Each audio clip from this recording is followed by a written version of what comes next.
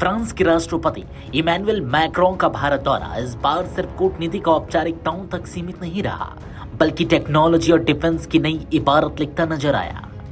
मुंबई में प्रधानमंत्री नरेंद्र मोदी और मैक्रो की मुलाकात के बाद जो तस्वीरें सामने आई, उसने राजनीतिक संदेश को एक अलग अंदाज में दुनिया तक पहुंचाया। मैक्रो ने पीएम मोदी के साथ एक एआई से बनाई गई तस्वीर सोशल मीडिया पर शेयर की, जिसमें दोनों नेता दिल का निशान बनाते दिखाई दे रहे हैं। तस्वीर के नीचे साफ लिखा था, हाँ ये एआई तस्वीर है। साथ ही मैक्रो ने लिखा, जब दोस्त मिलते हैं तो इनोवेशन होता है।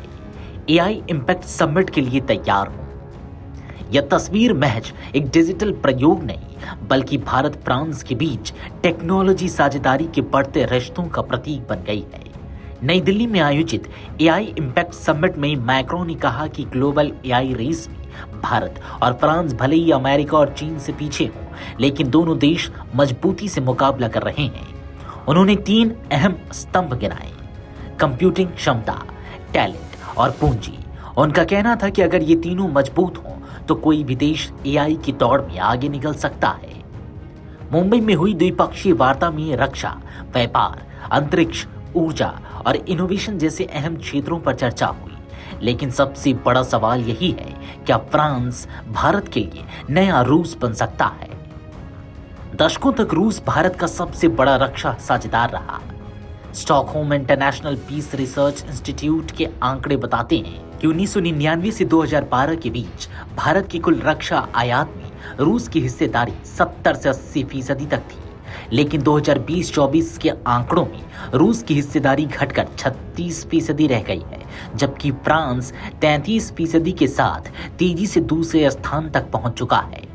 प्रस्तावित 114 राफेल लड़ाकू विमानों की डील अगर फाइनल होती है तो फ्रांस भारत का सबसे बड़ा डिफेंस पार्टनर बन सकता है।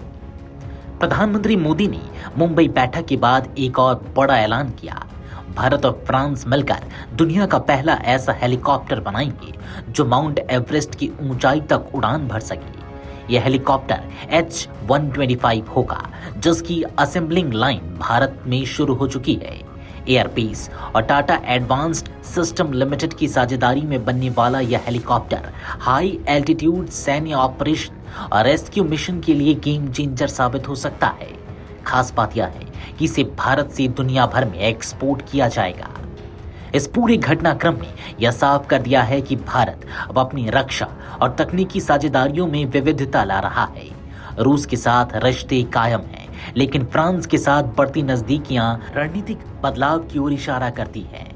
एआई से लेकर एविएशन तक और डिफेंस से लेकर डेटा सेंटर तक भारत और फ्रांस की साझेदारी अब सिर्फ समझौतों तक सीमित नहीं, बल्कि भविष्य की संयुक्त रणनीति में बदलती दिख रही है। आने वाले दिनों में यह देखना दिलचस्प होगा कि क्या फ्रांस सचमुच भारत का नया सबसे बड़ा रक्षा सहयोगी बनता है या फिर यह बहुध्रुवीय कूटनीति का हिस्सा भर है। फिलहाल एआई तस्वीर में बना दिल का निशान दोनों देशों के रिश्तों की नई दिशा का प्रतीक जरूर बन गया है। Video desk amarujala.com।